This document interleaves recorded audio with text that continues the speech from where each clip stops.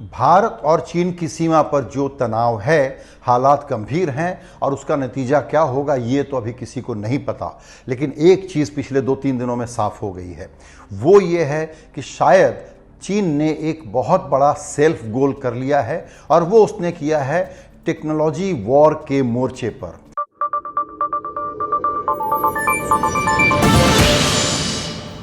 क्योंकि वो 5G के जरिए पूरी दुनिया में चाहता था कि आगे बढ़ जाए, अमेरिका को पीछे छोड़ दे, और उसमें भारत ने अपने दरवाजे खुले रखे हुए थे। टिकटॉक जैसे 59 चाइनीज ऐप्स पर बैन लगाने के ठीक पहले सरकारी सूत्रों के तौर पर यह बता दिया गया था कि शायद अब 5G के ट्रायल के लिए हुआवे को भारत परमिशन नहीं देगा। इसके बीच में अमेरिका ने एक बड़ा काम कर दिया। अमेरिका ने अब ये ऐलान कर दिया है कि वो डिजिग्नेटेड कर रहा है चीन की हुआवे कंपनी को और ZTE कंपनी को कि ये देश की राष्ट्रीय सुरक्षा के लिए खतरा हैं। इसका मतलब ये हुआ कि अब अमेरिका की कोई कंपनी इनसे कोई सामान नहीं खरीद सकेगी, क्योंकि उसके लिए जो अमेरिकी सरकारी खजाने से सब्सिडी उनको एक हासिल है वो उनको नहीं मिलेगी। चीन का ये जो अरमान था कि अमेरिका की जो सुप्रीमेसी है टेक्नोलॉजी के मामले में, उसको तोड़ने के लिए वो 5G दुनिया भर में कई देशों को बेच पाएगा, तो वो कितना मुश्किल हो गया है ये अब साफ हो गया है कि अमेरिका तो उनसे हुआवे और ZTE जैसी कंपनियों से कुछ नहीं खरीदेगा। यूरोपियन यूनियन के देशों ने भी और खुद यूरोपियन यूनियन ने भी नया कानून बना दिया है, जहां चीन डायरेक्टली या इनडायरेक्टली उससे जुड़ी हुई कंपनियां कोई भी ऐसा सेंसिटिव सर्विसेज या गुड्स उनको बेचना चाहेंगी टेक्नोलॉजी के क्षेत्र में, तो उसकी बड़ी जांच पड़ताल की जाएगी, उसके बाद ही उनको परमिशन मिल सकती है। अब नंबर आता है भारत का, जो 130-135 करोड़ लोगों की आबादी वाला बहुत बड़ा बाजार था। तो चीन के लिए यह ज़रूरी था कि अगर वो टेक्नोलॉजी में चाहता था कि सिलिकॉन वैली से धुरी हट करके एशिया की तरफ और चीन की तरफ आ जाए, तो अब उसके अरमानों पर पानी फिरता हुआ सा दिख रहा है। ये टेक युद्ध, ये टेक वॉर धीमे धीमे चल रहा था। अभी एक तरीके से समझिए इंटरवल की स्टेज पर था कि तभी चीन ने खुद ही इसको निर्णायक मोड़ पर ला करके खड़ा कर दिया, ऐसी जगह जहां शायद वो अब पिछड़ जाएगा। पिछले दिनों की घटनाओं पर गौर करिए।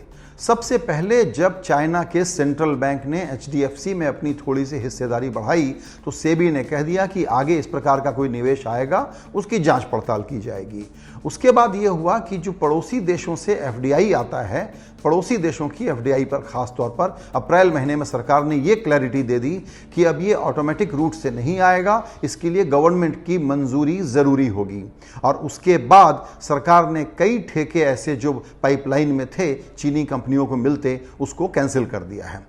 दरअसल है क्या कि टिकटॉक जैसी चीज़ें चूंकि कंज्यूमर फेसिंग है, तो लोगों को इसकी अहमियत जल्दी समझ में आ जाती है। हालांकि ये एक छोटा सा सेटबैक है चीन के लिए, लेकिन हुआवे और ZTE को अलाउ नहीं करना कि वो भारत में अब सामान बेच पाएगी, ये एक बहुत बड़ा सेटबैक है। हुआवे का चक्कर क्या है? हुआवे पर गंभीर आरोप हैं कि वो जासूसी करता है और जो भी सामान किसी को बेचता है उसमें जासूसी के उसके विपन छुपे हुए होते हैं। इसीलिए अमेरिका कई बरसों से इनके खिलाफ कार्रवाई करने की कोशिश कर रहा था।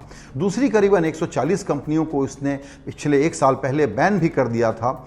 यहाँ पर जब हुआवे और ZTE के खिलाफ एक्शन का समय आया, तो वहाँ ट्रंप को लगा कि वो एक बड़ा ट्रेड डील कर लेंगे। इसके लिए उन्होंने जो अमेरिकी प्रशासन की अनुशंसाएं थी, जो रिकमेंडेशंस थे, उनको लागू करने से मना कर दिया और ZTE की खुल करके मदद की। लेकिन अब पासा पलट गया है और अब अमेरिका ने साफ पोजीशन ले ली है। आप कह सकते हैं कि चुनाव के पहले की पोजीशन है, बाद में रिव्यू हो सकता है। हुआवे कंपनी इतने विवादों में क्यों है? उसकी एक वजह यह है कि माना जाता है कि ये कंपनी जो है दरअसल चीनी सरकार की कंपनी है। कागज़ पर तो इसको कर्मचारी यूनियन चलाती है, लेकिन इसके जो CEO हैं, जिनका नाम है रेन जेंगफेई, ये पहले कम्युनिस्ट पार्टी के मेंबर रह चुके हैं।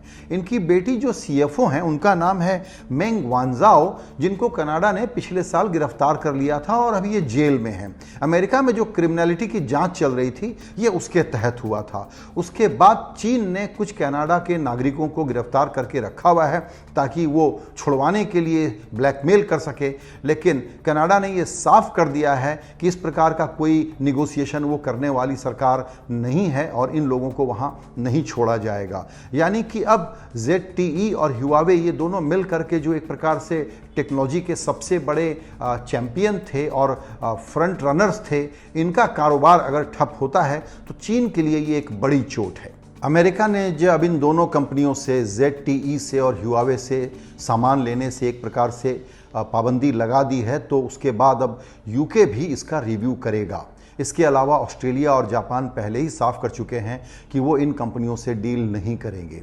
ऐसे में भारत ने भी जब ये साफ कर दिया है अपनी खुद की सरकारी कंपनियों को, MTNL और BSNL को, कि इन दोनों कंपनियों से कोई सामान नहीं खरीदा जाए, तो आप ये मान करके चलिए कि अब चाइना टेक्नोलॉजी के मामले में कितना भी इनोवेशन कर ले, उसने दुनिया के कई सारे बड़े बाज़ार अपने लिए बंद कर लिए हैं।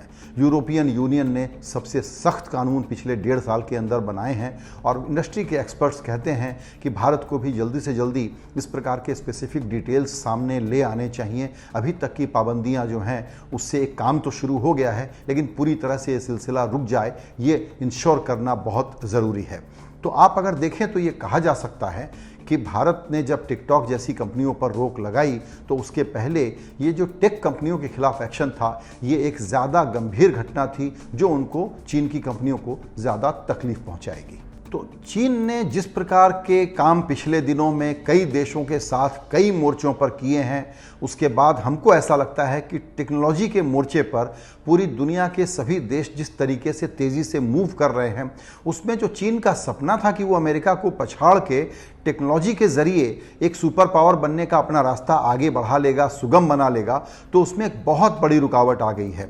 भारत जैसा बाज़ार, 130-140 करोड़ लोगों का बाज़ार, अब अगर उसके लिए बंद है, यूरोपियन यूनियन अगर बंद है, UK भी शायद इसको बंद कर देगा, और उसके अलावा ऑस्ट्रेलिया, जापान पहले भी मना कर चुके हैं, तो इतना सारा इनोवेशन कर लेने के बाद आप बनाएंगे क्या और बेचेंगे किसको, और उसके बगैर आपका डोमिनेंस बढ़ाने का जो सपना था उसका क्या होगा।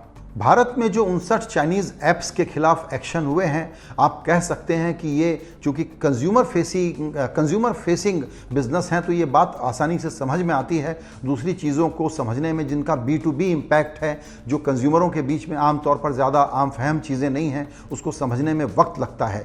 लेकिन 5G एक सबसे बड़ा मैदान था जिसमें चीन का आगे बढ़ने का बहुत बड़ा एम्बिशन था, और अगर भारत अब उसके दरवाजे बंद कर देता है तो चीन के लिए ये एक बड़ी चोट है। इसीलिए हम कहते हैं कि चीन ने एक प्रकार से पंगा लिया है जो भारत से, उसमें उसने अपने लिए सेल्फ गोल कर लिया है। टेक्नोलॉजी के ज़रिए पूरी दुनिया पर छा जाने का उसका जो एम्बिशन था, अब वो शायद पूरा नहीं हो पाएगा।